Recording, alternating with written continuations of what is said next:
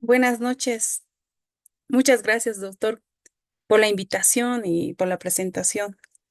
Bueno, en esta noche y sobre todo en este webinar, bueno, quisiera compartir eh, este tema que es muy importante no solo para los trabajadores, no solamente para los entes gestores de salud, no solamente para los médicos especialistas en medicina de trabajo, sino también a todos los médicos especialistas de todas las áreas y también para los médicos de empresa, que también es muy importante para ellos. Entonces, bueno, yo soy la doctora Miriam, soy médico especialista en medicina del trabajo. El tema que voy a impartir esta noche es la importancia de los exámenes médicos ocupacionales. Bueno, primero quiero comenzar con esto de la importancia. La importancia hacia las empresas. ¿De qué importante pueden ser estas evaluaciones?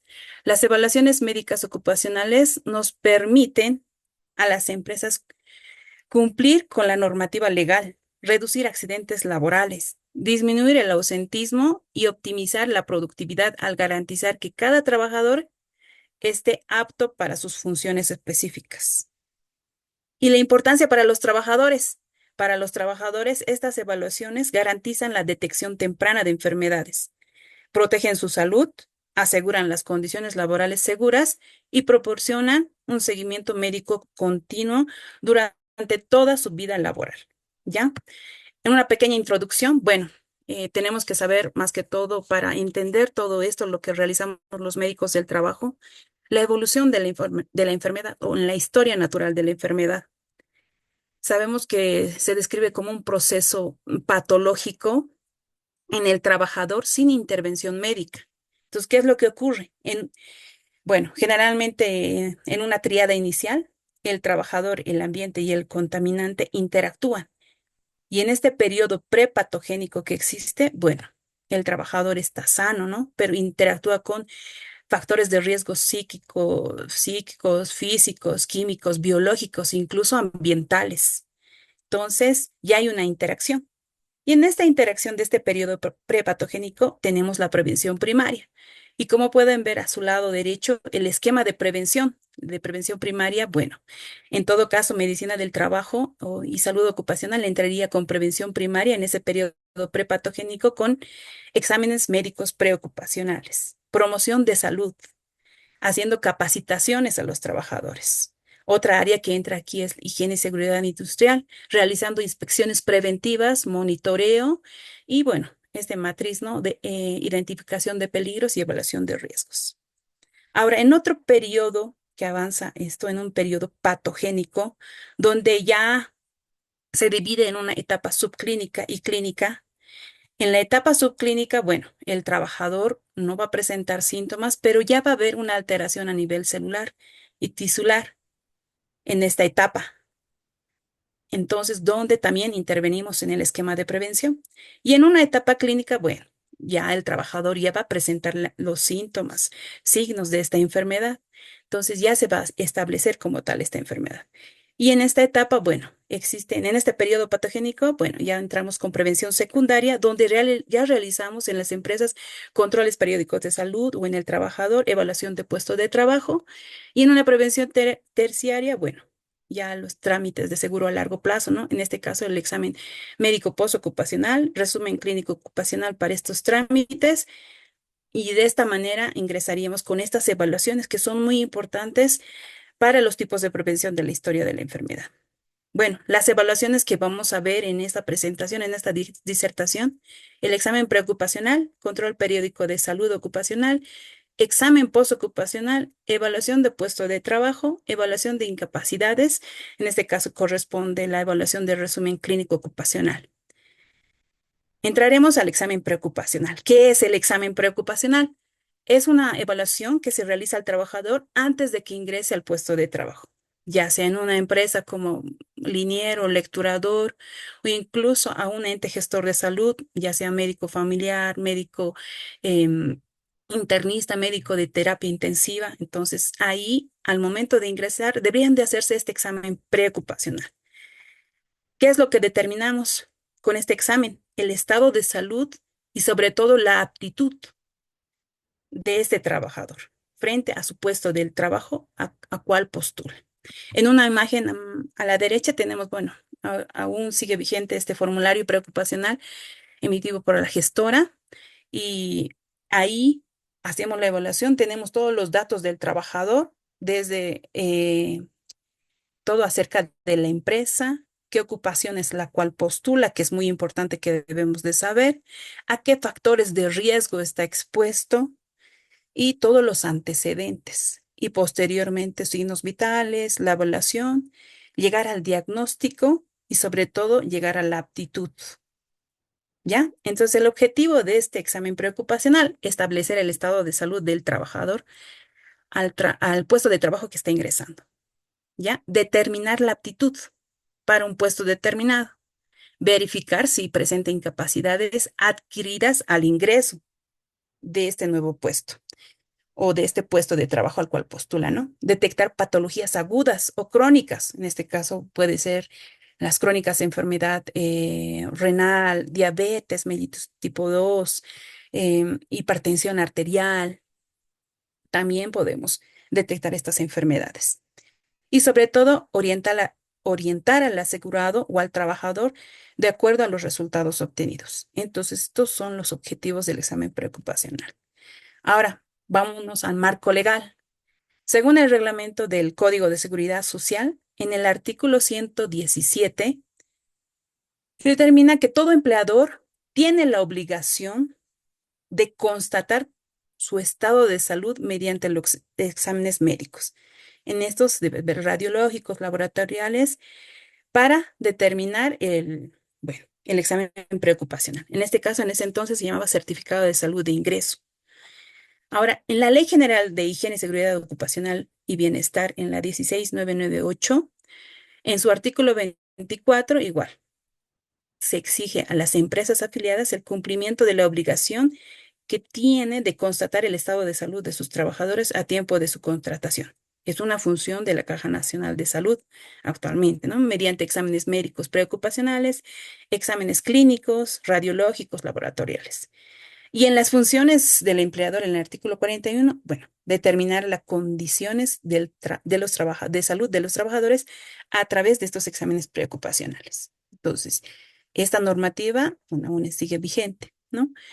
¿Qué condiciones y qué requisitos necesitamos para realizar un examen preocupacional? Bueno, el costo. Bueno, será determinado de cualquier ente gestor de salud, ya sea Caja Nacional, Caja Petrolera, Caja Bancaria Estatal, la Caja Bancaria Privada. Pero ¿quién debe cancelarlo? Lo debe cancelar el empleador, ¿ya? Y esto está establecido en ese reglamento del Código de Seguridad Social. Esto es muy importante. Esta función es privativa y está legalmente establecida que los médicos especialistas en medicina del trabajo debían realizar esta evaluación. También determinan estas condiciones el tiempo mínimo que se debe realizar en 30 minutos. Ahora, ¿cuándo se debe realizar? Debe realizarse cada vez que el afiliado cambie de empleador, pero hay una cierta condición. Si el trabajador o el afiliado reingresa a la misma empresa y el mismo puesto de trabajo antes de que cumpla los 12 meses, no requerirá de un nuevo examen. ¿Eso qué quiere decir? Que si usted, trabajador o afiliado, está ingresando a esa empresa, digamos, de lecturador y vuelven generalmente igual realizan, ¿no? La empresa de La Paz por contratos, incluso 10 meses, 11 meses. Si no pasa de los 12 meses, que de no haber cumplido los 12 meses, no es necesario la realización de este examen preocupacional. ¿Ya? Entonces, puede continuar con ese mismo examen preocupacional de un inicio a un inicio de su contrato. El tiempo de vigencia de los resultados del laboratorio. Sabemos que en algunas entidades, o perdón, en algunos entes gestores de salud, bueno, estos laboratorios incluso programan por la gran demanda de trabajadores o por la gran demanda de afiliados. Pero ya hay en esta norma técnica de medicina del trabajo el tiempo establecido, que tiene que ser una vigencia de los laboratorios que no debe superar los 7 días hábiles, máximo más o menos. Si contamos de lunes hasta lunes, podría ser 7 días hábiles, hasta martes, perdón. Pasado ese plazo, entonces no estarían vigentes. Entonces el costo o la nueva realización de estos exámenes y el costo sería asumido por el empleador. ¿Ya? El examen preocupacional se determina la aptitud del trabajador según su estado de salud en relación al puesto del trabajo a cual postula. Nosotros, en el caso de determinar la aptitud, tenemos tres opciones, ¿no? Apto. Apto, ¿qué quiere decir? Un trabajador sano, que no tenga ninguna enfermedad o que no esté padeciendo actualmente alguna enfermedad. El apto con restricciones se debe más que todo, un ejemplo, a un trabajador que ya presenta alguna patología. Generalmente, digamos, cuando un trabajador va a realizar trabajos en mina o altura geográfica, generalmente las minas no están acá, a una altura menor a 3.800, están generalmente mayor a estas, a 3.800 sobre el nivel del mar. Entonces, generalmente para llegar a ser minero a esa altitud, hay ciertos requisitos que debe cumplir. Por ejemplo, no debe presentar enfermedades, por ejemplo, la eritrocitosis, ¿no? Hipertensión arterial sistémica mal controlada, dislipidemias. Entonces, si el trabajador presenta estas patologías y debe ir a una empresa minera a esa altitud mayor a 3.800, bueno, el médico del trabajo va a colocar esta aptitud con restricciones. ¿Y qué significa con restricciones? Bajo observación. En este caso, si presenta eritrocitosis, tiene que ser valorado por un hematólogo, realizar el tratamiento, realizar las recomendaciones, medidas higiénico-dietéticas y posterior a su resolución, bueno, se puede corregir también esta aptitud una vez que cumpla todo el tratamiento y, bueno, haya resolución de esta y hay una disminución, sobre todo en los valores, ¿no? Del hematocrito, hemoglobina y glóbulos rojos, ¿no? Entonces, todos esos exámenes y esas enfermedades vemos más que todo para dar aptitud. Y ahora, en otro caso, en el tercer caso, colocamos no apto.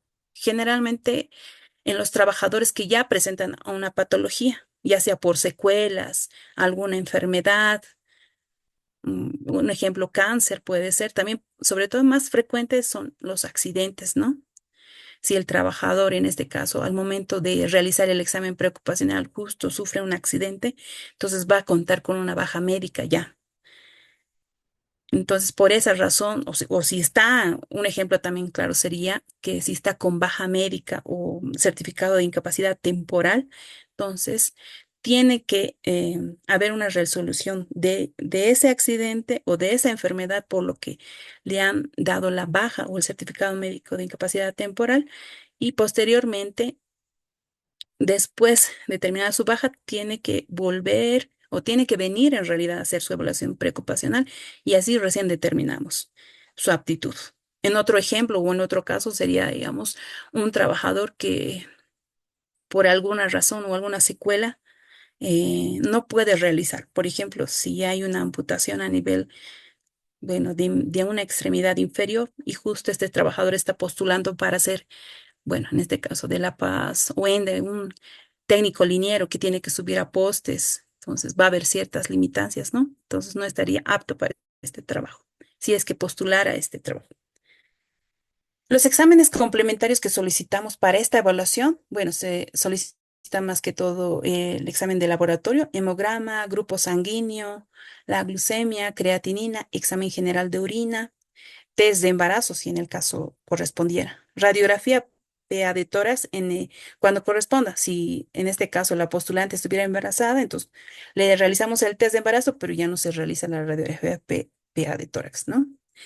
Y con estos exámenes, por lo menos los básicos, determinaríamos si existe una enfermedad crónica, diabetes, una enfermedad renal o una infección aguda, o una enfermedad aguda, ¿no? En este caso, infección urinaria. Y en el hemograma igual determinamos si tiene eritrocitosis, policitemia, anemia, que son enfermedades crónicas, pero si realiza tratamiento no influiría tanto en su labor. Otros exámenes complementarios que podríamos solicitar generalmente es BDL, RPR, perfil lipídico para ver el riesgo cardiológico, ¿no? También dependiendo al riesgo que va a estar expuesto o al trabajo el cual postula, entonces según el criterio médico del según el criterio médico del especialista en medicina del trabajo. Si en este caso va a ser una aptitud física, una aptitud geográfica o una aptitud psicofísica, entonces vamos a pedir los diferentes estudios, ¿no? Espirometría, ecocardio, electrocardiograma, valoración cardiológica, valoración psicológica, dependiendo al riesgo que esté expuesto.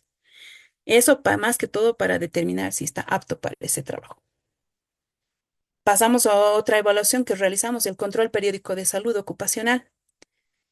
Esta evaluación tiene el fin de monitorear la exposición a factores de riesgo y determinar la adaptación del trabajador a su puesto de trabajo y identificar de forma precoz em, alteraciones temporales permanentes o que están agravando el estado de salud del trabajador. Bueno, y estas son ocasionadas, claro, en sí por la exposición al medio ambiente de trabajo o por la labor que realiza. Asimismo, también tenemos que detectar enfermedades de origen común con el fin de establecer un manejo preventivo, ya que nuestra especialidad es más que todo prevención. El objetivo de esta evaluación del control periódico de salud, más que todo, es detectar oportunamente cualquier alteración de salud ocasionada por el trabajo o enfermedades comunes que podemos detectar en esta evaluación. Confrontar su estado de salud en relación a su actual puesto de trabajo.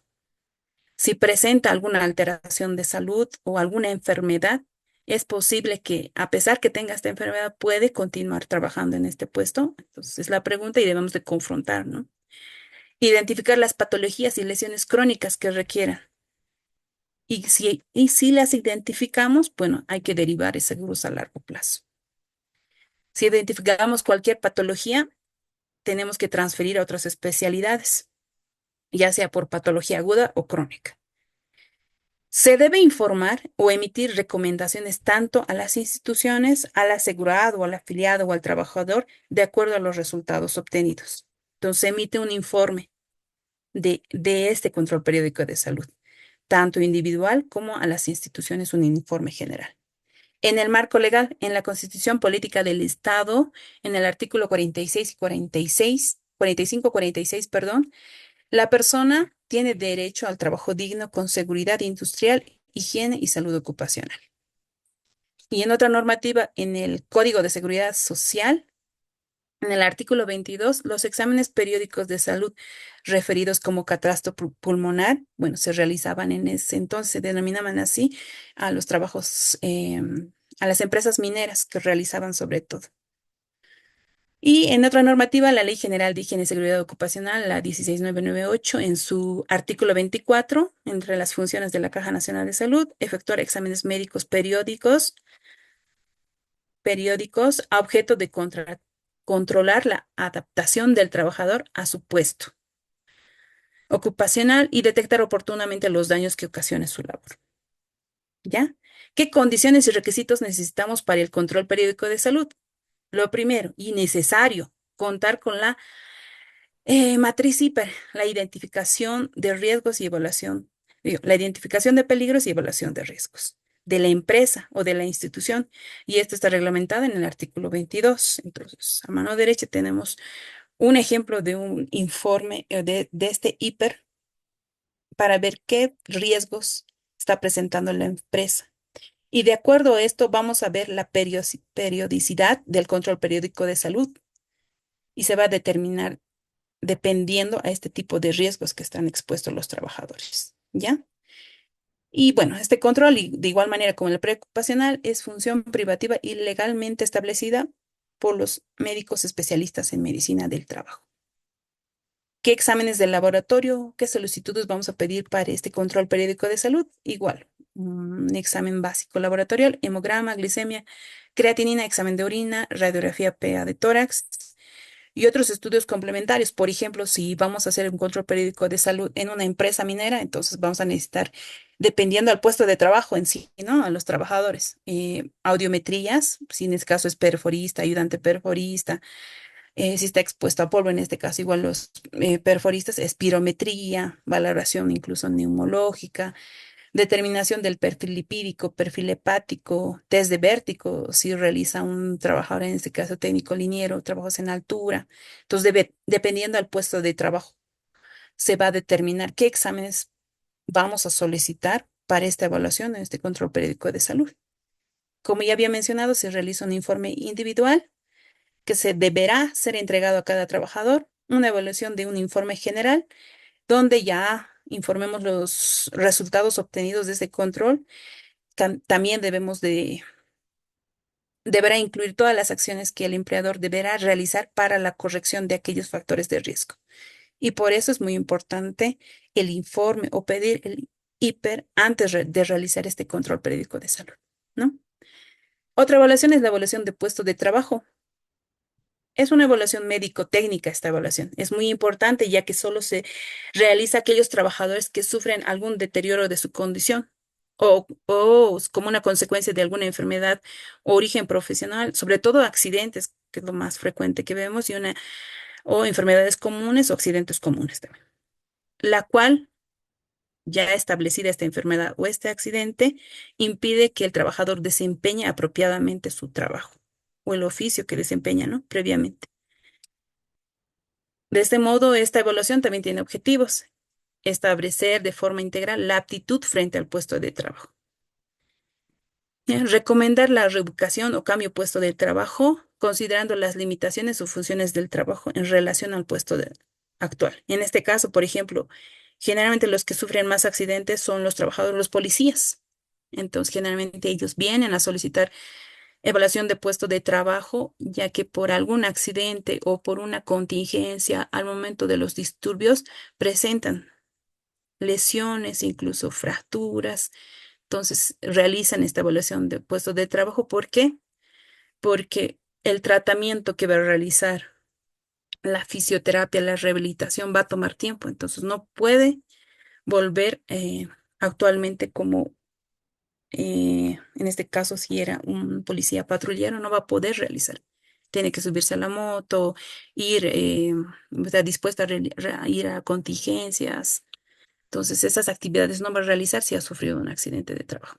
Entonces, nosotros hacemos las recomendaciones para que se realice la reubicación o el cambio de puesto de trabajo, ¿no? Si en este caso, también el objetivo principal es recomendar la transferencia del trabajador a un seguro social a largo plazo, si es que correspondiera, ¿no? Si es que la recuperación o las secuelas de ese accidente no llegarían a sanar, por así decirlo, ¿no? No se realizaría una rehabilitación adecuada y quedaría con alguna secuela. Y establecer la responsabilidad al empleador, al trabajador y al ente gestor de salud para cumplir estas recomendaciones. En esta evaluación se realizan recomendaciones y es una responsabilidad del empleador y tanto del trabajador de cumplir esto. Por alguna razón, igual se realizan evaluaciones de puesto, a veces no siempre es la responsabilidad del médico del trabajo, sino también del empleador, incluso del trabajador. En algunas ocasiones, al tener un certificado con em, o baja médica, entonces sigue realizando algunas actividades, ¿no? Entonces, al realizar esta evaluación, se debería constatar las recomendaciones que deben ser cumplidas, ¿no? En el marco legal de este control periódico de salud, bueno, igual en la Ley General de Higiene y Seguridad Ocupacional, en la 1998, las funciones de la caja, igual, determina aconsejar, adoptar las medidas preventivas del caso de aconsejar el cambio de ocupación o su transferencia a los seguros de riesgos profesionales, invalidez o vejez. Y son funciones de la Caja Nacional de Salud en este caso, ¿no? Los requisitos y condiciones. Bueno, tiene que ser un trabajador activo en sus funciones laborales. La solicitud es escrita de esta evaluación de puesto de trabajo. Va a ser emitida por el empleador, puede ser por el médico tratante del ente gestor de salud o por el trabajador. Deben traer los certificados o informes actualizados emitidos por el médico tratante o especialista, que tienen que ser más que todo del ente gestor de salud, ¿ya? El informe del empleador o manual de funciones que describa las funciones que realiza el trabajador. De estos cuatro requisitos, generalmente el primero, el segundo, el tercero sí se cumple. Pero en todo este tiempo, algún informe del empleador o manual de funciones que describa Estas rara vez no los traen, pero sí, como médicos del trabajo, se debía solicitar este informe sobre el manual de funciones que realiza este trabajador y así determinar y hacer una buena recomendación en esta evaluación de puesto de trabajo, ¿no? Requisitos y, en este caso, perdón, informe del empleado y manual de funciones, la cual no se pide, ¿no? Y adjuntar, si en este caso contara con algún dictamen de invalidez del Tribunal Médico Calificador, entonces tendría que adjuntar este dictamen.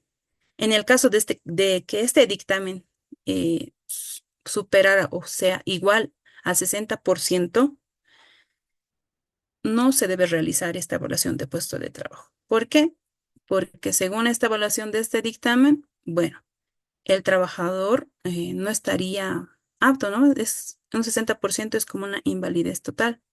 Entonces, no realizaría este trabajo, ¿no? Otros requisitos, toda esta información proporcionada tanto por el trabajador, por el empleador, constituye una declaración jurada. O sea, ¿qué quiere decir? Si el trabajador o el empleador presenta informes de que, bueno, este accidente para esta evaluación de puestos de trabajo ha suscitado en la empresa y ha identificado como accidente de trabajo, entonces este informe se debería considerar como una declaración como veracidad, ¿no? Que estuviera declarando verazmente. Y el trabajador, al presentar sus certificados y al momento de realizar la evaluación para hacer su historia de la enfermedad, entonces ahí también él nos cuenta cómo ha sucedido este accidente. Y todo lo que está declarando, bueno, se determina como una declaración jurada. En caso de requerir alguna evaluación desde el punto de vista técnico, en algunas ocasiones, si no llegara el informe del empleador del manual de funciones del trabajador, bueno, solicitamos a la área de higiene y seguridad industrial para que vaya a visitar un informe técnico más que todo, ¿no? Una visita técnica y para que vaya a verificar si realmente el trabajador o el afiliado, eh, qué actividades realiza, ¿no? En su entorno laboral y de ese modo determinar las recomendaciones específicas de acuerdo a lo que realice. Por en algunas ocasiones te dice hago esto, pero no está dentro de su manual de funciones. Entonces, higiene y seguridad industrial, ve a verificar qué es lo que realmente realiza el trabajador y especifica claramente, ¿no? ¿Qué realmente está haciendo? A veces en algunas ocasiones no es por desconfiar del trabajador, sino lo que refiere, incluso lo exacerba o lo agranda más de su trabajo. Entonces, sobre todo, a veces pedimos en casos de accidentes, la investigación de esta, cómo ha sucedido, sobre todo. En este procedimiento, bueno, hacemos la verificación de estos requisitos que son indispensables para realizar esta evaluación de puesto de trabajo. El examen igual está a cargo de un médico especialista en medicina del trabajo. Se realiza un informe técnico, eh, el análisis que va a realizar higiene y seguridad industrial y la emisión de un informe final con las recomendaciones tanto médicas y técnicas. Médicas, sobre todo si presenta alguna enfermedad que debe continuar incluso tratamiento y posteriormente rehabilitación. Bueno, hacemos las recomendaciones que haga control y seguimiento, por ejemplo, por psiquiatría, medicina física y rehabilitación, medicina del dolor, con neurología, diferentes especialidades. Y las técnicas, más que todo, se manifiestan qué actividades no puede realizar de acuerdo a la patología que presenta el trabajador. Por ejemplo, si hay una alteración a nivel de columna lumbar, entonces generalmente no puede levantar carga mayor a 3 kilos, recomendación no hacer esfuerzos, movimientos bruscos, todas las recomendaciones necesarias dependiendo del puesto de trabajo, ¿no? Y eso es un informe final que se presenta a la al empleador, al trabajador, para que tenga conocimiento, ¿no? Y puedan hacer estas recomendaciones puedan ser establecidas en su empresa. Otro examen de salud ocupacional, bueno, es el examen postocupacional. Y esta evaluación, bueno, se realiza cuando ya concluye esa relación laboral, cuando el trabajador ya finaliza este trabajo y tiene el fin de valorar y registrar las condiciones de salud en las que el trabajador se retira. ¿Ya?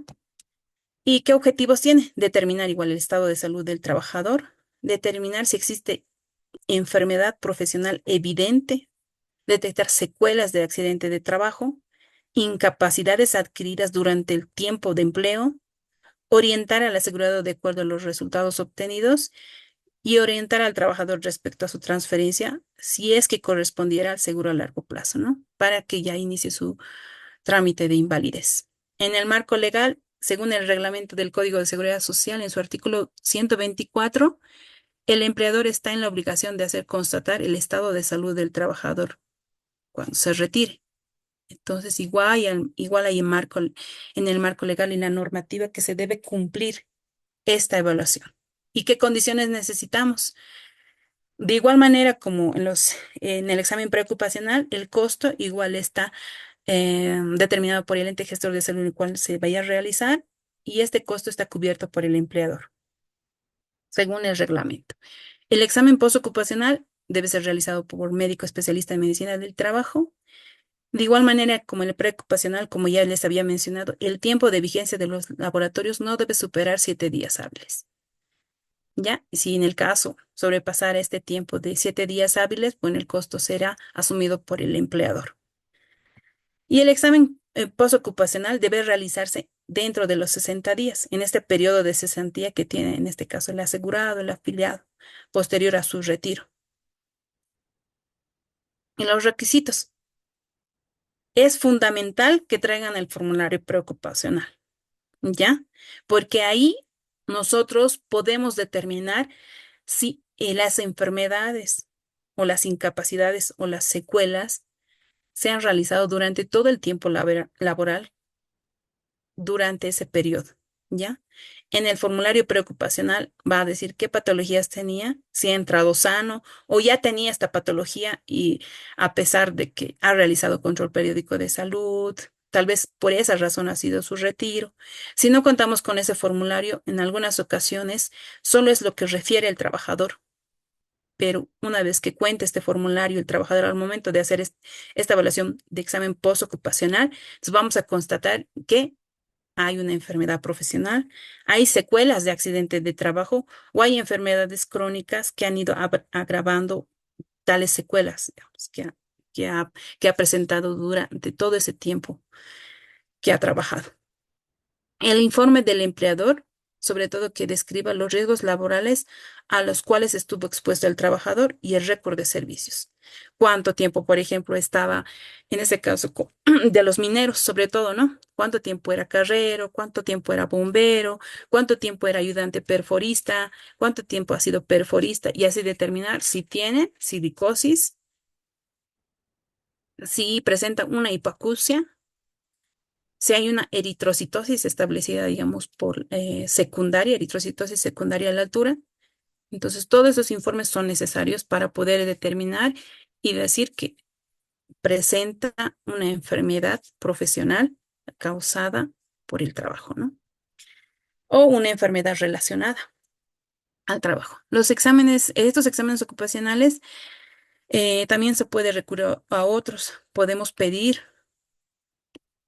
otros documentos, puede ser el control periódico de salud también, otras evaluaciones, incluso certificados. La realización de este examen, bueno, el examen clínico a cargo del especialista de medicina del trabajo, los exámenes de laboratorio, hemograma, glicemia, creatinina, como han visto, hemos mencionado que casi lo básico siempre se realiza, pero de acuerdo al riesgo clínico, deberíamos pedir, en este caso, en el ejemplo del trabajador minero, en su examen preocupacional, debería haberse solicitado espirometría, audiometría. Entonces, esos estudios los puede traer el trabajador y si en el control periódico se ha realizado, igual puede traer. Entonces, ya al momento postocupacional, solicitamos nosotros un examen de audiometría, espirometría, incluso valoración. eh, bueno, en este caso por neumología, si es que correspondiera, ¿no? Pero con esos exámenes nosotros como médicos del trabajo vamos a determinar si todos esos estudios vamos a hacer una comparación. Tal vez si en el control periódico ha presentado una hipoacusia, perdón, y esto ha desarrollado a ser, digamos, de moderada a severa, de leve, moderada a severa, ha ido avanzando. Entonces, se ha hecho los controles, todo eso. Entonces, si se ha presentado en este caso, pues es una enfermedad profesional, ¿no? Relacionada con el trabajo. Entonces se determina de acuerdo a eso. Pero si lo hacemos y no tenemos el dato de que, no tenemos el dato que constate que ha presentado una hipoacusia en el control periódico de salud o incluso en el preocupacional, bueno, no vamos a determinar que está relacionado con el trabajo, pero sí nos hace pensar por el tiempo de exposición, por los factores de riesgo, por el tiempo de trabajo, por la exposición de horas de ruido, todo eso, si ha utilizado equipos de protección personal o no los ha utilizado, vamos a determinar realmente si presenta esta enfermedad profesional o secuelas de este accidente, si es que hubiera, ¿no? Bueno, esta elaboración de este informe constatará de tres ejemplares, uno para el trabajador, uno para el ente gestor y otro para el empleador, donde constata en este examen que presenta alguna enfermedad relacionada con el trabajo o una enfermedad profesional. Pasamos a otra evaluación, la evaluación de incapacidades. En este caso, como médicos del trabajo, en realidad, nosotros hacemos la evaluación del resumen clínico ocupacional. Y esta evaluación, bueno, es un conjunto de procedimientos médicos que permite establecer con mayor certeza posible las secuelas de enfermedades profesionales, accidentes de trabajo, enfermedades y o accidentes comunes. Y esta evaluación la realiza el médico del trabajo, pero en coordinación con los médicos tratantes, porque necesitamos la certificación, los informes de las diferentes especialidades para establecer, bueno, estos criterios médicos de las patologías crónicas invalidantes y secuelas, sobre todo y más que todo para derivar a seguro a largo plazo, ¿no? Esta evaluación va a depender mucho del tiempo. Una duración mínima puede ser 2 horas, dependiendo de las patologías, y puede extenderse incluso más. Pero en algunas ocasiones hay pacientes que no se pueden trasladar al ente gestor de salud. Entonces, en algunas ocasiones los médicos del trabajo deben salir como a domicilio. Entonces, esa visita domiciliaria puede incluso tardar más, ¿no? 6 horas, dependiendo de la patología que tenga. El objetivo es más que todo proporcionar elementos médicos y técnicos necesarios para posibilitar la calificación de invalidez en los seguros a largo plazo, en este caso la gestora, ¿no? Hay un marco normativo vigente. Según la Ley de Pensiones 065 en su artículo 70, en ningún caso el ente gestor podrá calificar el grado de invalidez. Un ejemplo, generalmente los informes de los médicos especialistas ya llegan que presenta una patología invalidante. Entonces, cuando ese certificado es visto por el trabajador, entonces ahí ya hay una ligera concordancia, ¿no? O sea, incoherencia, ya dice que no, el médico, el neurocirujano dice que estoy inválido o el traumatólogo dice que estoy inválido, pero en ningún caso los entes gestores de salud podrán calificar este grado de invalidez, ¿ya? En esta ley también de pensiones, en el artículo 71, hay obligaciones del ente gestor, donde para efectos de calificación, los entes gestores de salud están obligados a remitir a la gestora pública de la Seguridad Social de largo plazo todos los exámenes, análisis, estudios, certificados que respalden la afectación, sobre todo del asegurado o del trabajador. ¿Ya? Ahora, en esta evaluación de incapacidades, hay un decreto supremo, la número 822, en su artículo 141, donde menciona el formulario de derivación que establece cuando la afección o el desorden del asegurado sea irreversible y permanente, o cuando la atención curativa ya no proceda, entonces el médico tratante del ente gestor de salud está en la obligación de emitir este formulario de derivación. ¿A fin de qué? De que el asegurado o el trabajador pueda iniciar su trámite de prestación de invalidez en la gestora. ¿Ya? Es, este formulario de derivación ya ha sido aprobada en una resolución administrativa, perdón, de la APS en el número 468, quebrado 2025, del 9 de abril de 2025, donde han aprobado este formulario médico de derivación, ya que este formulario debería ser, como dice, ¿no? Por el médico, tratando el médico especialista del ente gestor, y este formulario debería ser llevado por el trabajador a la gestora, ¿no? De esta manera ya poder iniciar el trámite de invalidez, aseguro a largo plazo, ¿no?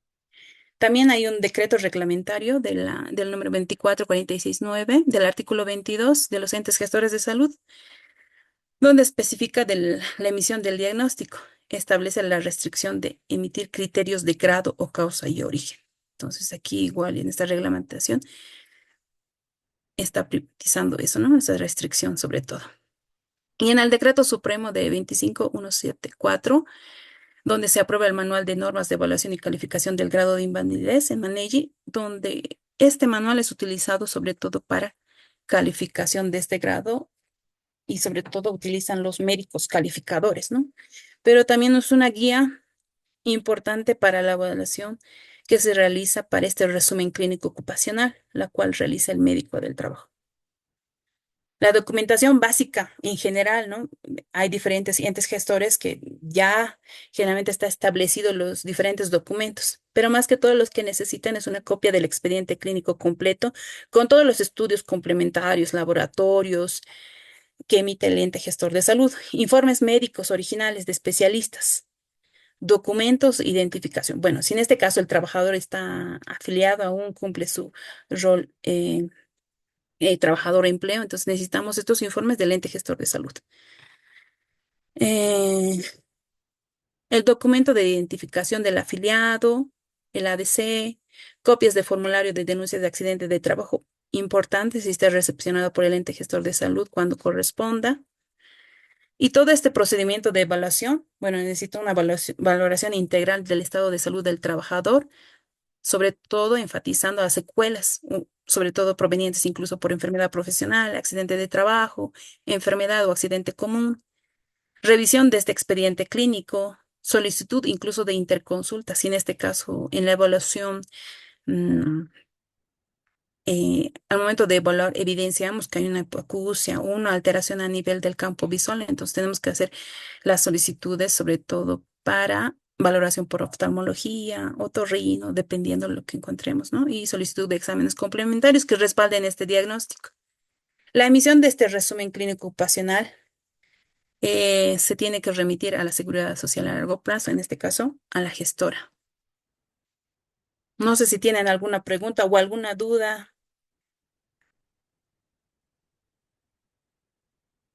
antes de terminar. Creo que he visto algunas preguntas en chat. No sé si, doctor. A ver, vamos a leer.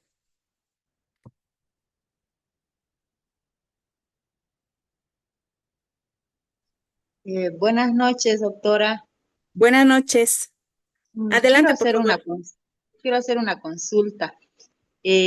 Pasa que hemos tenido un caso muy particular aquí en Riberalta, donde trabajamos. Resulta que uno de los asegurados que trabaja en la alcaldía fue a hacerse una evaluación para ver el tema de su salud auditiva. Evidentemente presentaba problemas no sé, no recuerdo si es en el oído derecho o izquierdo, pero sí tenía complicaciones. El asunto es de que en la Caja Nacional no hay fonoaudiólogo.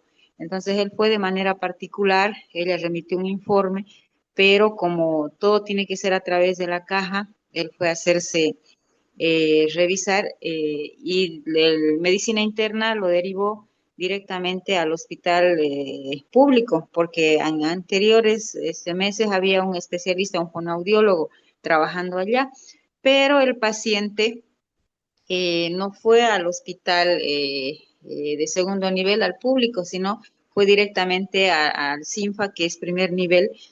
Sacó consulta allá, que por favor necesita que le ayuden, pero después evidenciamos que él estaba actuando con doble intención. Fue a la consulta en medicina general, presentó su documentación y le dice a la doctora que por favor necesita un certificado médico. Entonces la doctora, en base al informe que tenía del fonoaudiólogo, le emitió las características que decía de la enfermedad y la persona utilizó este certificado para solicitar su inamovilidad laboral por incapacidad. Entonces, o sea, entendemos que todo este proceso, o sea, no estaba bien, pero queremos por favor que nos explique, para no volver a incurrir en este error, qué es lo que se tendría que haber hecho para evitar todo este problema, porque hicieron una denuncia pública, salió en el Facebook, el nombre de la caja estaba en medio de todo ese problema. Entonces, para evitar eso, ¿cómo es que se tendría que haber procedido? Porque sabemos que de acuerdo a la normativa eso no tendría que haber sido así. Bueno, en este caso, al no contar con un especialista, o en este caso con un fonoaudiólogo de la caja, en realidad el trabajador, ¿cuál era su puesto de trabajo? Él era, tengo entendido, jefe de alguna unidad en la alcaldía. El tema es de que como hubo las elecciones, obviamente ya él tocaba que los retiren del trabajo. Él es de profesión abogado. Ujú. Entonces, lo que pasa es que él buscaba argumentos, digamos, para de en cierto modo quedarse en el trabajo. Esa era su intención, o sea, desde principio era esa la intención de él. Entonces era por esa razón que él buscaba urgentemente algún respaldo, algo de qué aferrarse para él poder presentar el tema de inamovilidad laboral. Ya. En este caso, bueno, la evaluación en realidad depende de cada ente gestor de salud para poder realizar esta evaluación, pero generalmente el ente gestor de salud va a contar con un médico del trabajo, en realidad. Pero en este caso, Riberalta creo que está cubriendo el médico del trabajo si no me equivoco, de Beni. Pero en algunas oportunidades, cuando no está el médico del trabajo, el trabajador, esta evaluación tiene que ir directamente con el médico del trabajo. En este caso, más cercano sería Santa Cruz o Pando, tal vez. Entonces, si en este caso contar en Pando tendría que hacerse la evaluación, o en este caso en Santa Cruz, pero necesariamente tiene que ser por el ente gestor de salud para que se pueda ser Ujú. evaluado en realidad. Pero generalmente hay estos casos de estos trabajadores, ¿no? Que por alguna razón quieren hacer su inamovilidad laboral, pero no está en contra de la norma en realidad. Entonces, para no intercurrir, primero deben de coordinar con el ente gestor de salud la evaluación y si debe hacer la compra de servicios para poder realizar esta evaluación, si es que no contara en este caso, ¿no?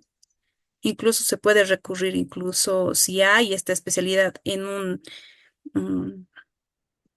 en el sector público, por ejemplo, entonces igual hay que coordinar esta evaluación para que se haga de forma legal. No se debe incurrir, o sea, de que el trabajador haga todos estos estudios de forma independiente. Siempre está a cargo del empleador.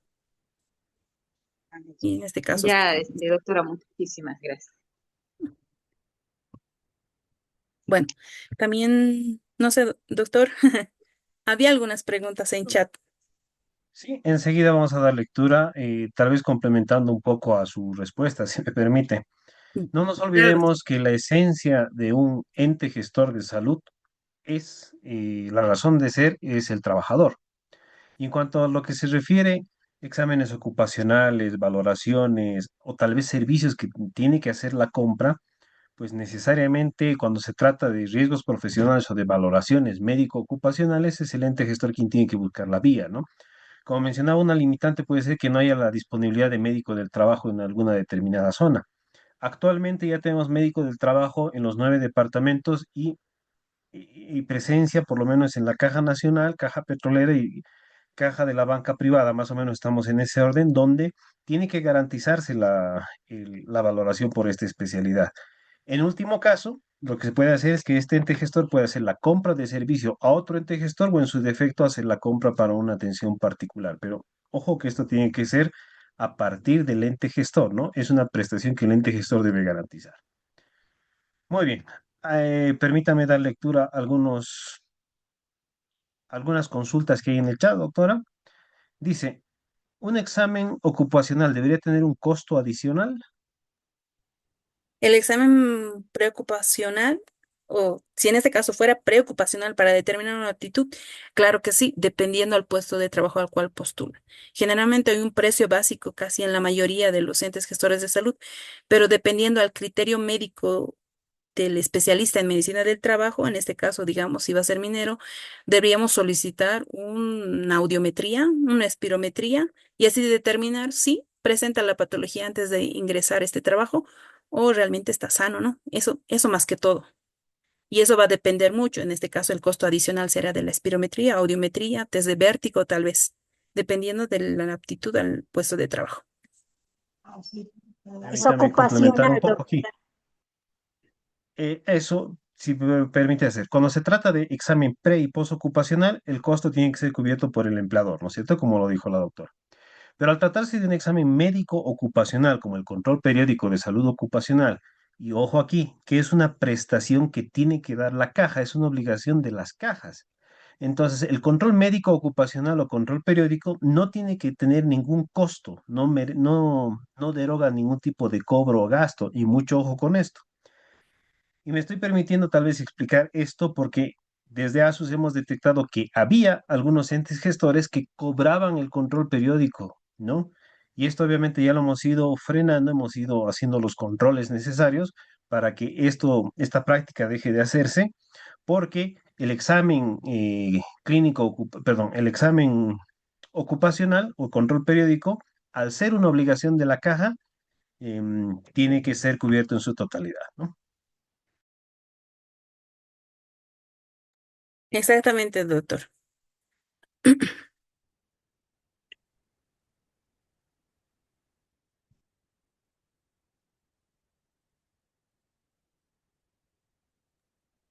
De acuerdo. No sé si hemos respondido la consulta. Otra de las consultas dice, ¿existe algún formulario para el post ocupacional?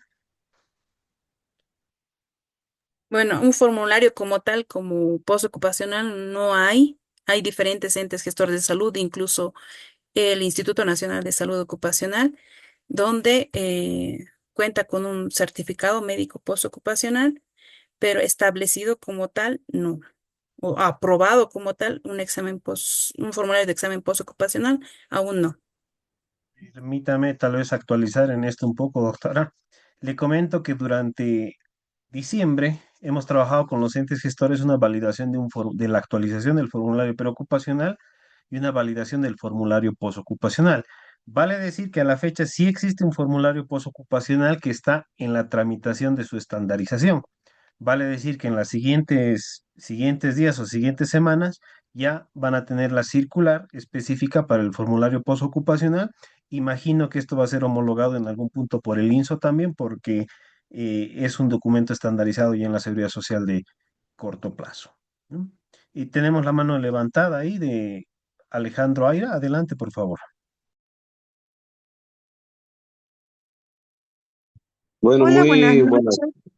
muy buenas noches. Buenas Primero noches. que nada, saludar a la doctora Miriam Quispe y agradecerle por su brillante exposición.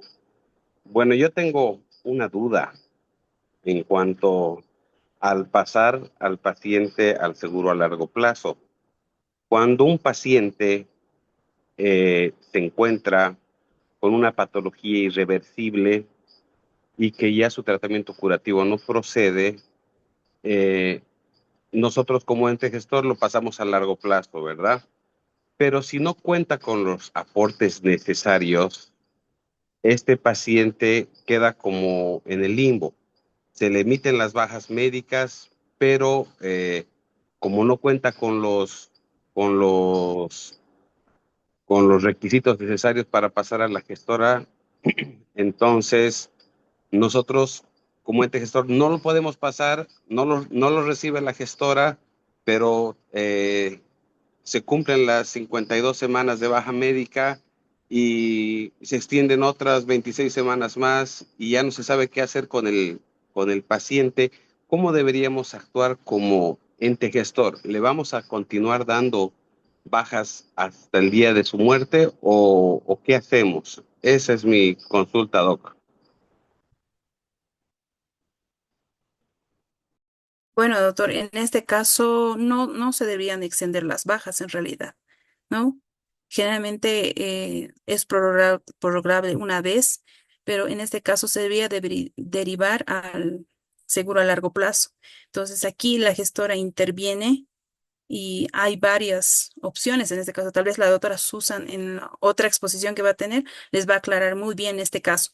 Pero en algunas ocasiones, cuando ya, en este caso, ya se retira el trabajador, entonces hace su trámite, inicia su trámite en la gestora, dependiendo de las cotizaciones que tiene, puede retirar todos los aportes también en conjunto, una vez que se realice todo, bueno, la evaluación de resumen clínico, la calificación, el dictamen, puede recoger todo ese dinero de aporte.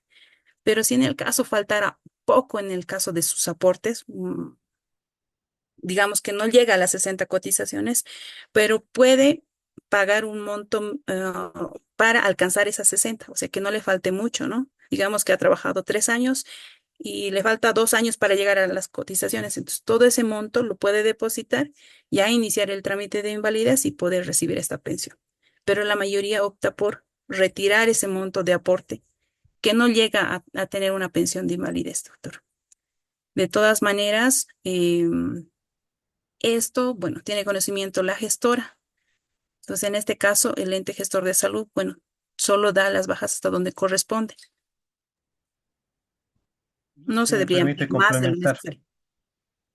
perdón, doctora. Evidentemente el problema que comenta el doctor Aira es un problema no común, pero sí he visto que se está presentando bastante de que se lo deriva a largo plazo, no cuenta con las cotizaciones, o no necesariamente las cotizaciones, con todos los requisitos para cogerse una pensión por invalidez, una pensión por enfermedad.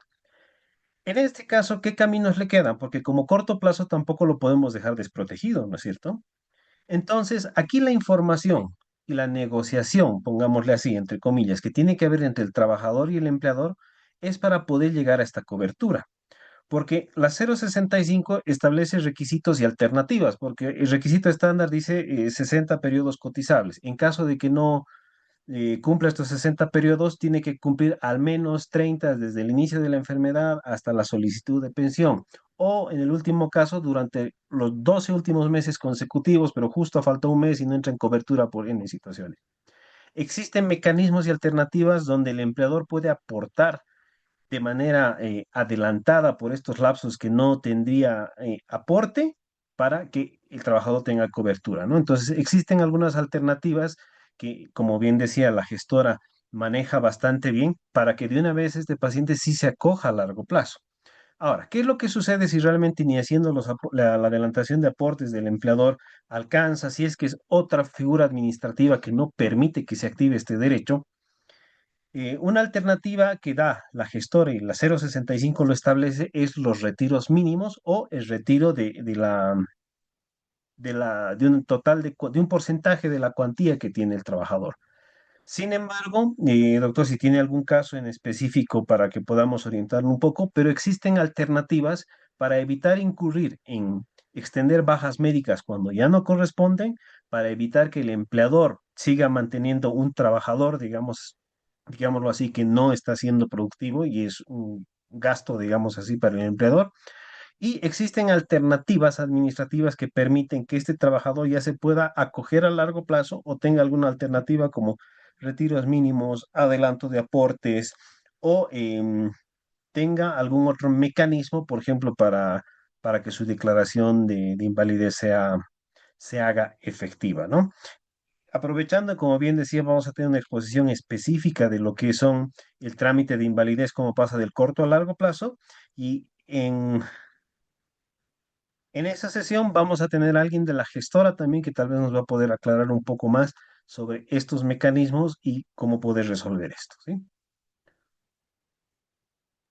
Tenemos Muchísimas a gracias, Ruth, doctor. no, para servirle. Ruth Buenas Ábalos, noches. adelante, por favor. Buenas noches, muchas gracias. Muchas gracias por la exposición y obviamente por dar este tipo de cursos que ayudan a la actualización y poder hacer la mejor aplicación de la normativa.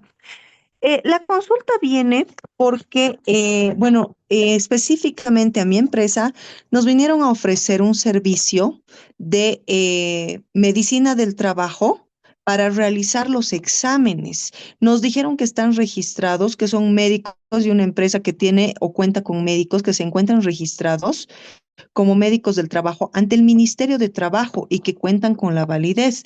Entonces, mi consulta va en relación a qué tan válido o para qué se utiliza a este personal que está autorizado por el Ministerio de Trabajo, ya que, según nosotros conocíamos, solamente las cajas, como lo ha mencionado la doctora, las cajas y el Instituto Nacional son los únicos docentes autorizados para poder hacer estos exámenes preocupacionales, ocupacionales bueno, todo esto.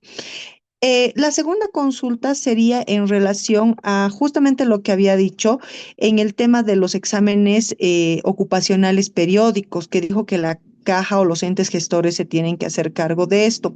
¿Ellos emiten algún formulario? ¿Tienen algún formato en el cual entregan el examen ocupacional? Nosotros hacemos la programación en coordinación con ellos. ¿Cómo se hace este punto, por favor?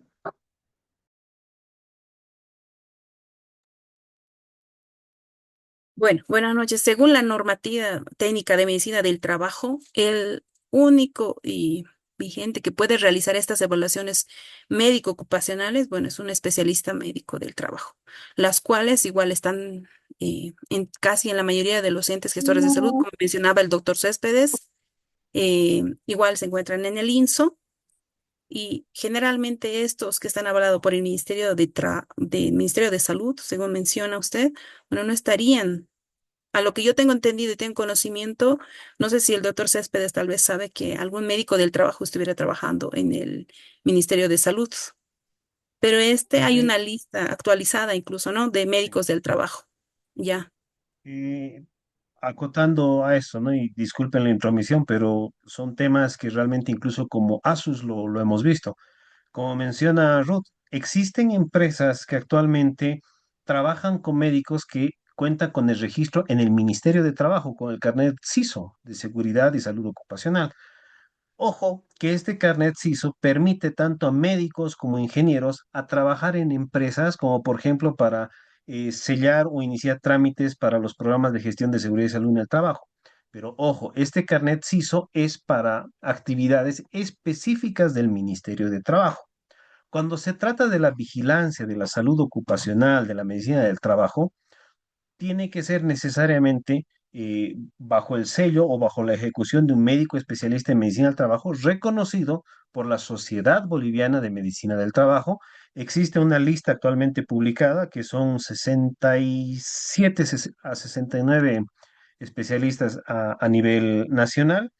Y es cierto lo que menciona Ruth, estas empresas van ofreciendo usualmente y uno como empleador muchas veces al desconocer esto, adquiere estos servicios y el momento que el ente gestor hace la evaluación, pide los controles periódicos o resulta que ASUS hace una supervisión de estos empleadores que han ejecutado controles ocupacionales, se verifica que estos exámenes pues no cuentan con el sello o el aval correspondiente. Por tanto, es pasible a que esto sea sujeto a sanción. Incluso ya estamos coordinando con el Ministerio de Trabajo para que los que hacen este tipo de inspecciones verifiquen de que estos controles ocupacionales ejecutados por el ente gestor sean avalados por un especialista formado en el área, ¿no? Ojo que no estoy diciendo que este tipo de servicios no sirva, sí sirve, pero en una connotación específicamente para el empleador, para un control de salud interna del empleador, pero para efectos de seguridad social de corto, largo plazo, no son válidos.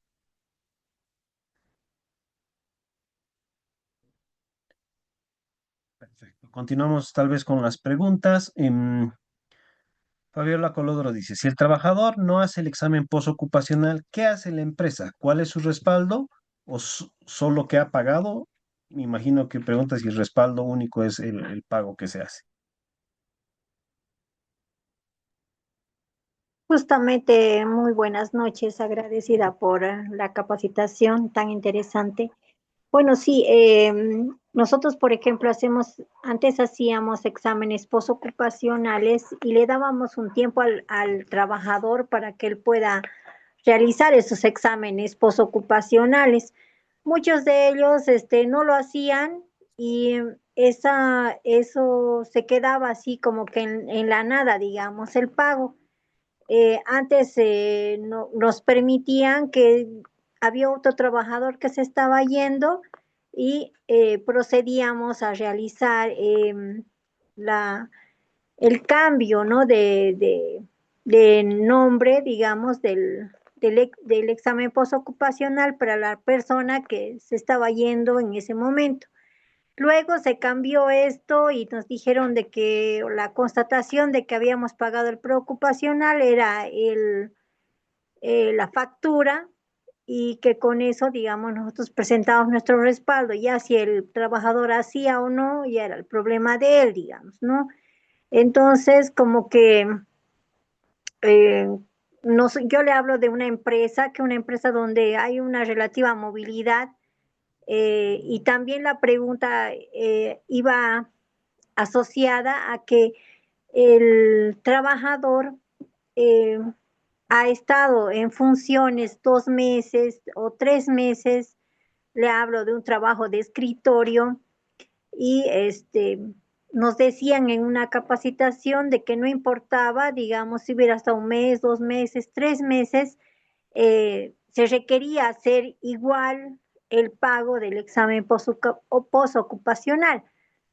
En otras capacitaciones nos decían de que el trabajador al año de haber cumplido, digamos, en la institución, se podía hacer la cancelación del postocupacional. Y ahí ha sido donde ya nos ha generado una duda en cuanto a qué tiempo tendría que tener el trabajador para hacer el examen postocupacional. Bueno, buenas noches, señora Fabiola. Bueno, el examen postocupacional es más que todo se debe realizar cuando se hace el retiro del trabajador, ¿ya? Como usted ha mencionado, algunas veces la responsabilidad no solamente es del empleador, sino también del trabajador. Y en algunas ocasiones no cumplen. O sea, usted como empleador paga la evaluación postocupacional, pero el trabajador, como ya se ha retirado, ya no asiste a este examen postocupacional. Y le comento, bueno, esto está fuera de la exposición, pero algunos empleadores igual, en algunas capacitaciones que hemos realizado, igual preguntan eso, ¿cómo hacer para que el trabajador realice esta evaluación? Y que no solamente ustedes cancelen esta evaluación y que el trabajador no lo realice. En algunas ocasiones han visto modos los empleadores de, digamos, no pagar su finiquito si no se hace esta evaluación para que él pueda realizar, porque no solamente es responsabilidad de usted, del empleador, sino también del trabajador. Pero esta evaluación sí se debe de realizar una vez que el trabajador se haya retirado del trabajo. Y hay un tiempo, ¿no? Tiene que antes de los 60 días. Sí se debe realizar. No sé si he respondido a su pregunta. eh, los 60 días me decía, o sea que ahí entra y trabaja 2 meses y al tercero ya tengo que hacer el postocupacional. Sí, el post ocupacional se debe realizar cuando se retire. No determina la norma qué tiempo, sino es cuando se retira. Digamos, si retira el 30 de enero. Entonces, a partir del 30 de enero tiene 60 días para hacer esta evaluación postocupacional, que no pase de estos 60 días. Claro, pero póngale de que está entrando una persona ahora en abril. ¿Ya? Justo ayer está ingresando su primer día de trabajo y pasa una semana y la persona dice, no, no me gusta el trabajo, me voy. ¿Tengo que pagar un post ocupacional por eso? Sí, es que está en la norma técnica de medicina del trabajo y se debe de hacer esta evaluación postocupacional. Perdón, tal vez Ya. aclarando un poco la figura, estimada Fabiola, me tomo el atrevimiento de complementar y dar réplica a las respuestas. El examen postocupacional normativamente es responsabilidad netamente del empleador. Esto está establecido en la ley 16998, está establecido en el Código de Seguridad Social, Reglamento Único de Prestaciones de la ASUS, ¿no es cierto? Ahora, como usted dice, puede que este trabajador esté 30 días, un mes y luego se retire, renuncie o pase algo. Evidentemente parece ser un gasto innecesario para el empleador, pero aquí le doy el ejemplo práctico, ¿no? El Ministerio de Trabajo, el momento que hace las inspecciones y verifica que no hay exámenes posocupacionales, llega una sanción de hasta 10.000 bolivianos simplemente por incumplir eso. Segundo, el examen postocupacional es un seguro para el empleador. ¿A qué me refiero con un seguro para el empleador? Porque si en algún momento uno de sus trabajadores, después de haber renunciado, tiene hasta 2 años para poder declarar que ha tenido una enfermedad adquirida en el trabajo, ¿sí? Si este trabajador que se ha retirado y en esos 2 años ha declarado que ha tenido una enfermedad que ha adquirido en su puesto de trabajo, que casualmente o por algún motivo es ahí con, con su empresa o con su institución, la norma le permite acceder a un tipo de indemnización que la paga el empleador y estos montos son altos, porque esto ya se hace con juzgado, por ejemplo. Pero si usted ha cumplido con el examen postocupacional y dice, no, usted se ha retirado de acá sano porque hemos hecho el examen y aquí se verifica que no, entonces se desestima ese tipo de indemnización. Segundo, al trabajador le puede servir mucho el tener este tipo de valoración porque si realmente hay algún tipo de enfermedad, aquí ya estamos viendo de que uno, el empleador ha cumplido con los controles médicos. Segundo, el trabajador se va a beneficiar porque esta indemnización virtual se hace cargo la gestora por los aportes de riesgo profesional y riesgo común que se han estado aportando. Entonces, este doble seguro es para evitar que a mí como empleador me pidan indemnización por enfermedades que probablemente no hayan sucedido en mi relación contractual. Y segundo, puede ser beneficioso para el trabajador para poder determinar cuantías de la renta a la que vaya a acceder. Muchas gracias, muchas gracias. Permítame seguir. Tenemos una mano levantada, tal vez está con LP. Sí, Adelante, por favor. noches. Buenas noches, gracias por la exposición. Tenía una consulta respecto a los exámenes postocupacionales. Tengo entendido que para los cambios de puestos de trabajo también se debería hacer un examen postocupacional en el tema médico o no sé si esto se podría realizar, ¿no?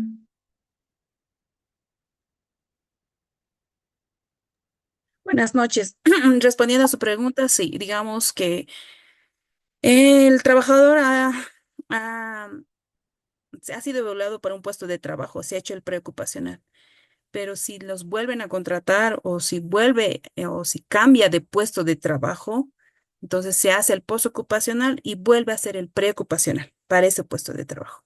Entonces sí se realiza el examen postocupacional, sí se hace el cambio de puesto de trabajo, pero si continúa o se hace una contratación que no sea menor a 12 meses, como había en mi exposición, y igual postula a al mismo puesto de trabajo que no haya pasado los 12 meses, entonces continúa con ese examen preocupacional. Pero una vez retirado, y si se cambia el puesto de trabajo, sí se debe hacer esta evaluación postocupacional.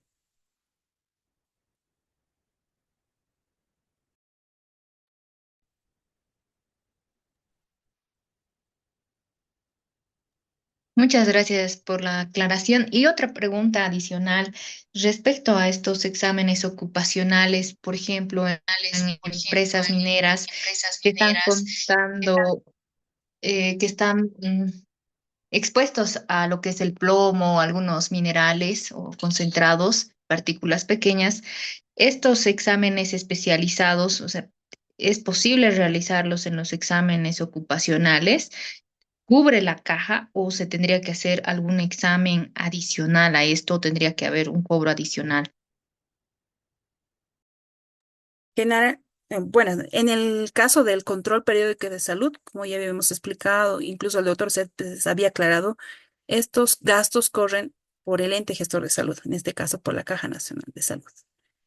Y en este caso, la Caja Nacional de Salud no cuenta con un laboratorio toxicológico como tal, entonces cubre la mayoría de todas las evaluaciones que solicita, digamos, en este caso para empresas mineras, generalmente es la evaluación de medicina del trabajo, se hacen las audiometrías, espirometrías, pero como un examen toxicológico no. Pero si esta solicitud llegara al Instituto Nacional de Salud Ocupacional, que es una entidad descentralizada del Ministerio de Salud, ahí sí contamos con el estudio toxicológico y se realiza estos laboratorios, la cual son importantes para determinar dependiendo a la exposición del trabajador minero. Entonces ahí ya es otro costo. O sea, el Instituto Nacional es una entidad centralizada, entonces ya tiene sus costos propios y bueno, varias empresas que están, en este caso, afiliadas a la caja, vienen al Instituto Nacional de Salud Ocupacional para hacer el control periódico de salud, que es un poco más completo ya, dependiendo de la exposición o los factores de riesgo de cada trabajador, de cada puesto de trabajo en realidad. Entonces, este control sí se debe realizar. Pero en este caso, como ha preguntado, sobre todo de la Caja Nacional de Salud, la realiza, pero no cuenta con el laboratorio toxicológico. Entonces, como ellos tienen que asumir este gasto, no lo realizan. Muchas Permítame, gracias, doctor. aquí viene la importancia de cómo, por qué el empleador tiene que estar enterado. Si usted para el control periódico de salud ve que o reporta que sus trabajadores están expuestos a plomo, por ejemplo, ¿no?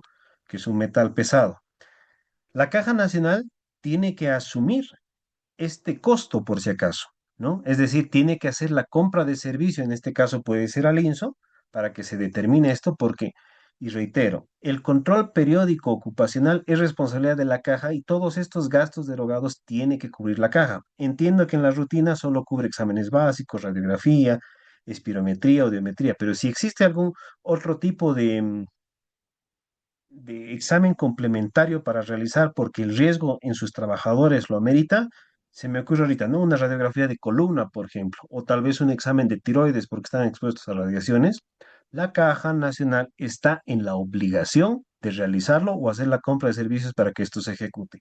Si requiere algún tipo de orientación específica sobre la normativa o cómo solicitar esto, al final vamos a dejar el número de contacto para que podamos efectivizar y se les puede explicar con mayor especificidad todo esto.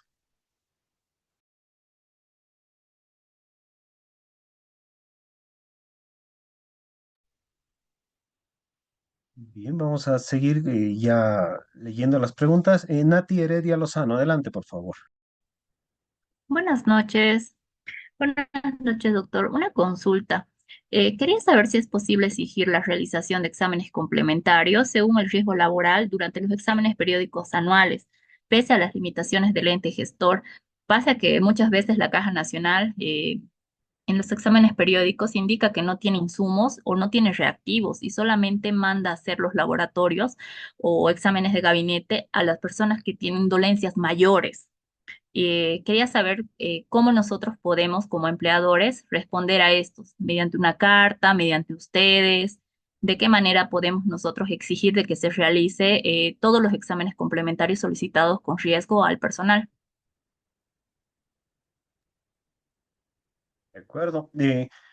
Primero, en la nota que se está solicitando ejecutar este control periódico de salud ocupacional, no se olvide que las unidades de medicina del trabajo le piden la IPE, la identificación de peligros y evaluación de riesgos. Este documento se lo piden al empleador para evidentemente identificar a qué riesgos están expuestos, ¿no? Si en este documento se puede evidenciar que es necesario realizar un examen de determinación de plomo en sangre, por darle un ejemplo, hay que especificar el momento de entregar la nota de programación que este examen tiene que ser incluido.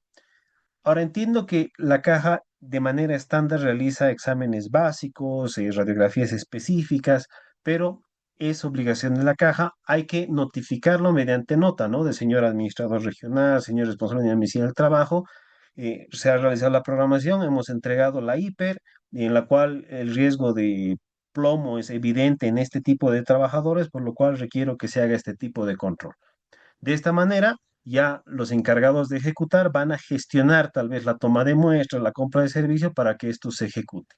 En caso de que la caja o la unidad de medicina del trabajo de cualquier ente gestor no responda, se niegue o omita realizar esto, en esa situación ya pueden notificar a ASUS para que pueda intervenir y esto se pueda ejecutar. Muchas gracias, doctor. De nada. Vamos a dar lectura a alguno eh, de los comentarios y enseguida seguimos con las consultas. Mm, Dice, ¿este formulario siempre debe ser elaborado por especialista o también lo puede elaborar el médico general en los servicios de primer nivel como Riberalta y Guayaramerín? Imagino que hace referencia al examen preocupacional. Adelante, doctor. Bueno, como ya en la exposición habíamos reiterado, es importante que el médico especialista en medicina de trabajo llene este formulario. Según la normativa, no lo puede llenar un médico general, no lo puede llenar un médico, bueno, de otra especialidad. En algunos casos hemos visto, tal vez el doctor igual tiene conocimiento de algunos exámenes preocupacionales sellados por neurocirujanos, psiquiatras, neumólogos, médicos generales, que es bastante, incluso médicos laborales. Pero este es específicamente una evaluación y el llenado del médico especialista en medicina del trabajo. Si tenemos ahí la mano levantada de Fabiola Colodo, tal vez, nuevamente. Así es. Quisiera hacer una consulta también de una duda que tengo. Por ejemplo, yo trabajo en una entidad financiera. El trabajador renuncia un día viernes y el día, como es se está yendo a otra entidad financiera, el día lunes le damos de baja y queremos emitir el formulario ya para el postocupacional, pero este funcionario, exfuncionario ya está trabajando en otra entidad y se le ha dado el alta y no nos permite a nosotros hacer el postocupacional. ¿Qué se debe hacer en ese caso?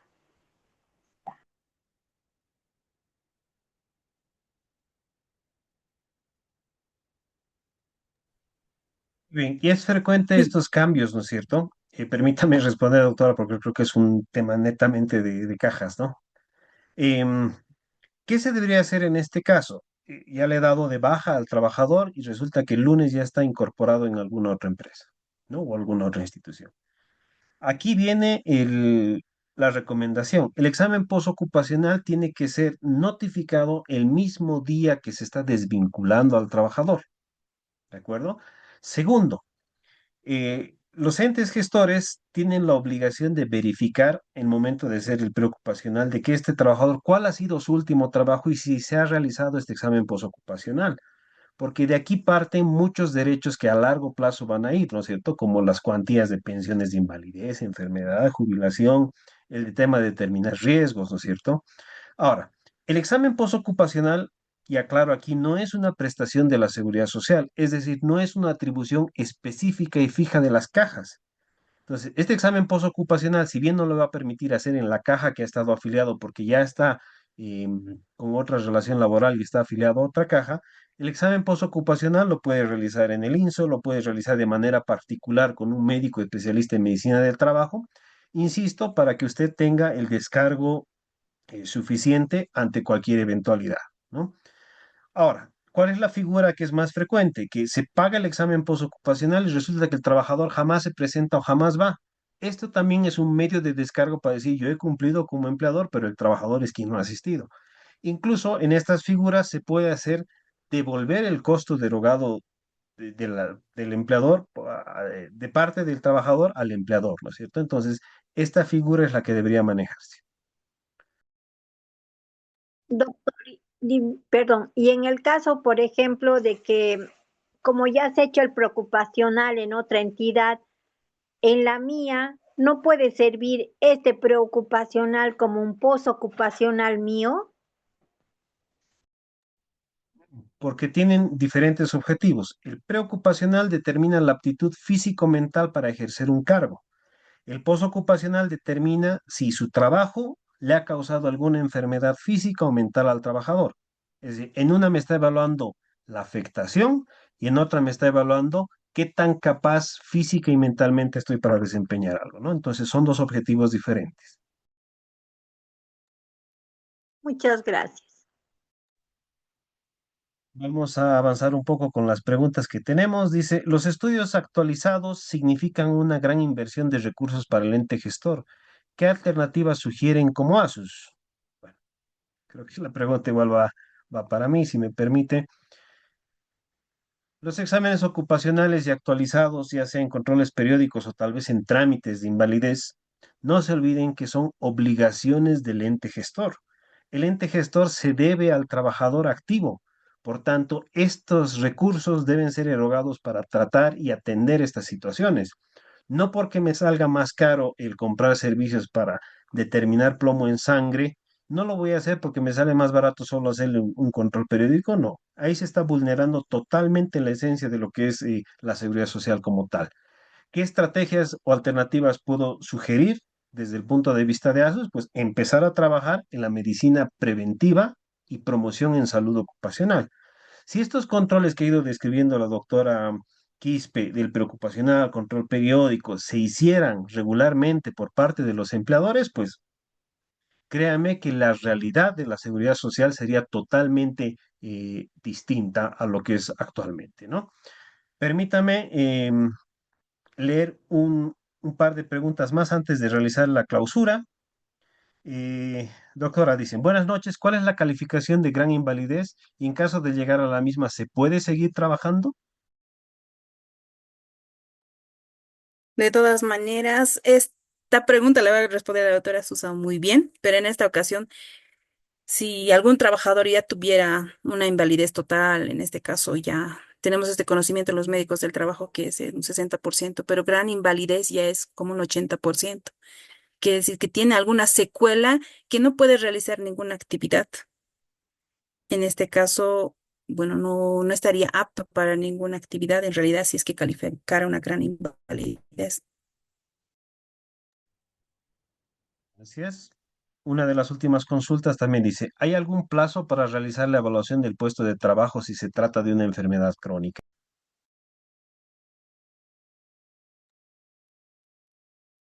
Un plazo como tal, no, pero al momento de que el trabajador o el afiliado hace su solicitud para esta evaluación, ya sea por medio del empleador, por medio del médico tratante, entonces al momento de realizarse esta evaluación con los requisitos que habíamos mencionado, que necesitan certificados de especialistas actualizados, entonces a veces, no, siempre en las recomendaciones, el médico del trabajo, en una parte, en un acápite, en un punto, menciona cuánto tiempo debería de realizarse nueva evaluación de puesto de trabajo.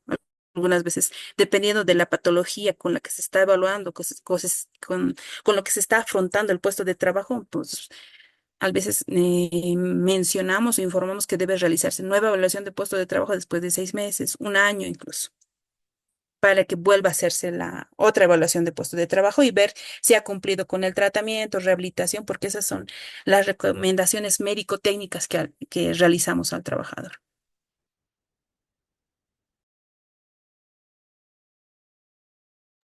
Muchas gracias. Permítame tomar los siguientes minutos para poder ceder la palabra al doctor Álvaro Guzmán, quien es director técnico de la Dirección Técnica de Fiscalización y Control de los Servicios de Salud de la ASUS, quien nos va a acompañar para dar las palabras de cierre a este primer ciclo de capacitaciones dirigidos a la seguridad y salud en el trabajo. Doctor Guzmán, adelante, por favor. Buenas noches, doctor Céspedes, ¿se me escucha? Sí, se lo escucha bien y se lo ve bien, doctor. Adelante. Bien, estoy un poquito ronco, les pido mil disculpas, pero bueno, agradecer a nuestra expositora por cedernos su valioso tiempo, pero también cedernos la posibilidad de acceder a su valioso conocimiento, agradecer a los organizadores de todo este evento y bueno, definitivamente día que pasa se van incrementando la cantidad de patologías relacionadas con el saber hacer y el qué hacer de, diario de nuestro trabajo. Creemos que es sumamente importante darle relevancia, como decía el doctor Céspedes, a cómo nos desenvolvemos más allá del tema eminentemente físico, sino también a través del tema emocional, psicológico, en el ambiente laboral. Dentro de mi experiencia en la ISO 9001, y en la ISO 7101, uno de los temas que más se toca precisamente es el tema de la adecuada disposición de recursos dentro del ambiente laboral para garantizar una adecuada estabilidad emocional dentro del entorno, para garantizar una mayor productividad. También hace el quehacer físico del paciente en su diario hacer, porque se van incrementando patologías relacionadas sobre todo a la osteoartropatía. Agradecidos con todos ustedes. Es un gusto tenerlos en estos webinars, es un gusto que participen, es un gusto que estemos todos orientados pensando en hacer las cosas bien, pensando en mejorar día a día nuestro sistema y nuestro entorno de trabajo, y sobre todo nuestro organismo, cuidarnos de toda esta gama de patologías que vienen relacionadas con el trabajo y están dentro de lo que es medicina ocupacional y la salud ocupacional. A nombre de de nuestra máxima autoridad ejecutiva, de nuestro director ejecutivo nacional, el doctor Pedro Flores, quien en este momento precisamente está volando entre Santa Cruz y La Paz, quiero hacerles extensivo el agradecimiento por toda su participación, por todo su entusiasmo. A nombre de la Autoridad de Fiscalización de la Seguridad Social, muchísimas gracias por participar. Los esperamos en los siguientes webinars de acuerdo a nuestra programación. Un abrazo a todos y Dios bendiga nuestro trabajo. Gracias, doctor Céspedes. Muchas gracias, doctor Guzmán, por sus palabras. Entendemos que nos está haciendo falta tiempo para poder responder todas las consultas que hay, vemos en el chat la participación. Sin embargo, muchas de estas temáticas se van a ir desarrollando a lo largo de los siguientes jueves. Enseguida voy a facilitar los números de consulta que tenemos como Asus Call Center, incluso los números de la expositora, si me permite, y el mío, para poder atender estas consultas que están emergiendo, pero básicamente estamos percibiendo de que esta es una problemática que hay que empezar a atender, es una problemática que tiene muchas preguntas, porque estoy viendo en el chat qué pasa cuando no hay un posocupacional, mis controles, exámenes complementarios, cómo exigir, qué pasa cuando hay incapacidad permanente y los trabajadores no quieren jubilarse, y todas estas estrategias es las que vamos a abordar a lo largo de este mes. Les agradezco nuevamente por su tiempo, su participación, el compromiso de la Autoridad de Supervisión de la Seguridad Social de corto plazo para con la salud de los y las trabajadoras, pues se reafirma a partir de este tipo de actividades. Les agradezco nuevamente por esto. Doctora Miriam Quispe, gracias por su tiempo, por compartir sus conocimientos y responder las temáticas. Y con esto damos por concluido este primer webinar del ciclo de un trabajo seguro y saludable. Muchas gracias a todos. Hasta luego. Muy buenas noches. Buenas noches, doctor, y muchas gracias por la invitación. Muchas gracias, doctora. Hasta luego a todos. El registro, como estoy viendo ahorita preguntas, vamos a irlo viendo en base a cómo han ido ingresando a la plataforma, y en base a la cantidad de participación de los ciclos vamos a hacer la retroalimentación y subir el contenido a las plataformas de ASUS, ¿sí? Muchas gracias a todos. Hasta luego. Buenas noches.